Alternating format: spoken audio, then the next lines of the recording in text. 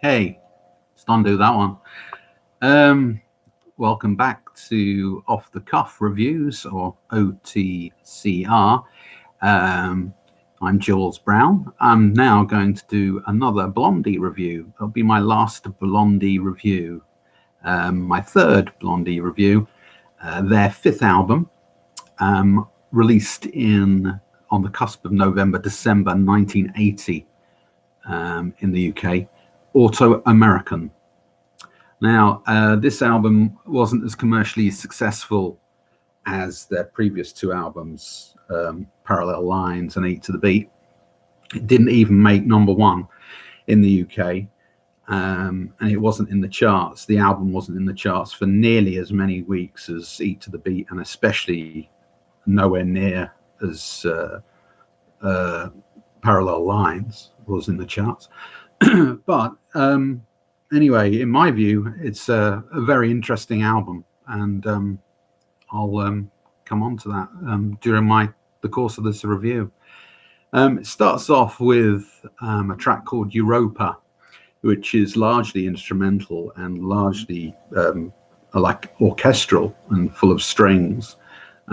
Really atmospheric track until the last segment of about 20 seconds or so, where Debbie Harry gets to narrate, speak over some really interesting atmospheric electronic work by the band as well.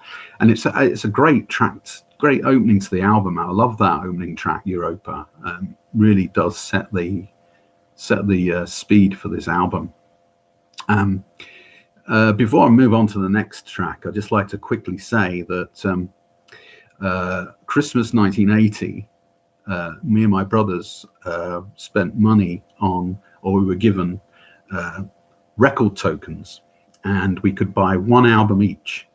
And this album, Autoamerican, was bought by my middle brother, Andy, who's might be watching. My eldest brother chose to buy Flesh and Blood by Roxy Music, and yours truly, I chose to buy Scary Monsters and Super Freaks, Super Creeps even, by David Bowie. So I think we all did pretty well there, but I think this one was the slowest burn of the three, but it comes out really well, I think. Anyway, moving on. That's more nostalgia for you. Track number 2, Live It Up.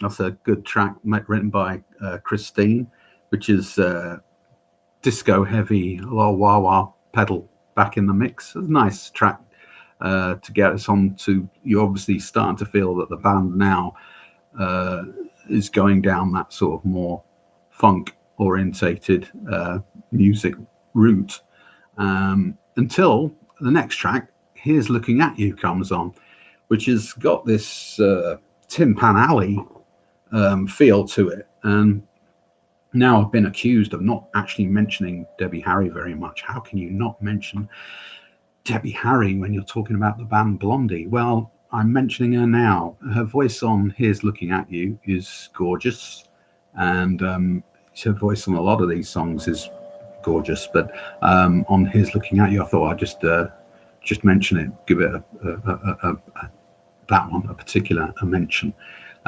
Lovely track, that one. Then comes the big hit, The Tide Is High, of course, which was a cover version of an old Jamaican tune, which was huge, of course, got to number one.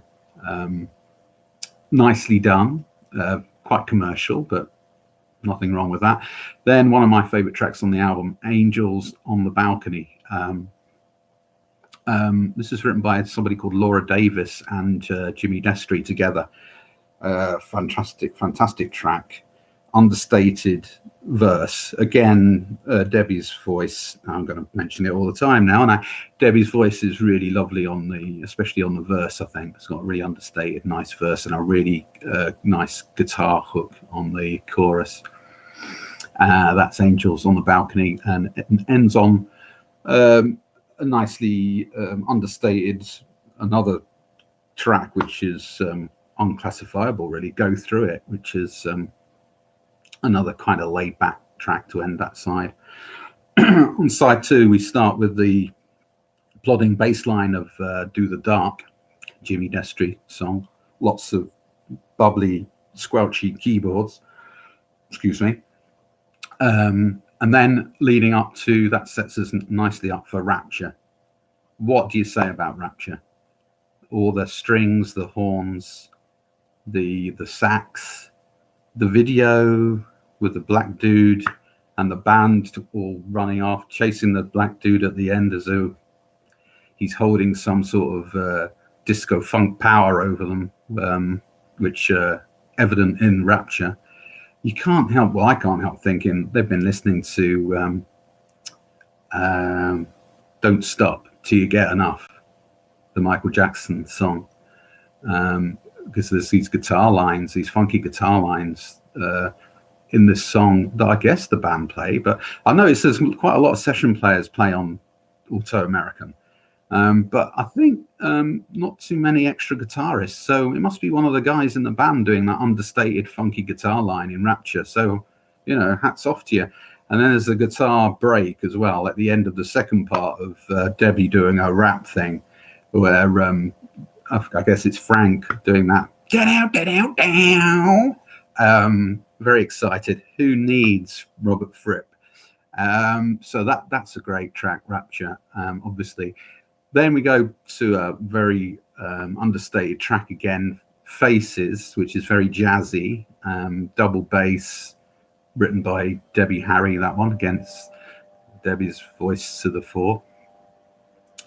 And then we have T-Birds, which is more, I suppose, more retrogressive.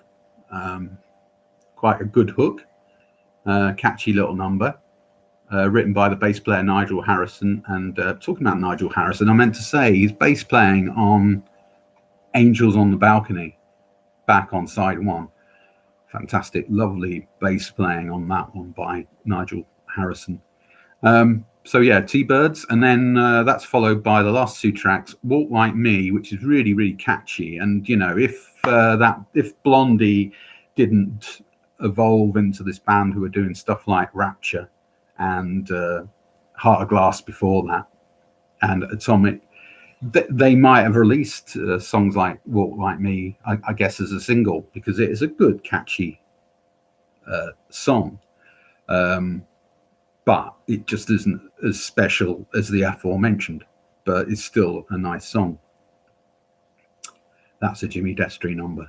And they end on another cover, a Lerner and Lowe kind of the theatre style, almost again Timpan Alley like track called Follow Me, which again shows Debbie's voice really well off. A beautiful sounding voice at the end there from Debbie Harry. Really nice track to end an album, and laid back, beautiful song, and ends on the sound of waves on a beach. So this album, again, it's all over the place, mixture of styles, you know. But I would say this is a success, this album. I would say it was a 7.5 to an 8. Nearly said a 10 then. No, a 7.5 to an 8 out of 10, definitely. Very fond of this album, Autoamerican by Blondie. And there ends my review. Thanks for listening. And again, please sign up and write a comment underneath. And it'll be good to hear from you. And any comments, you never know, I might write back. And so this is my end of my Blondie time. So next time I'm moving on, I'm going to be reviewing something completely different. Thanks for listening. Bye-bye. Signing off.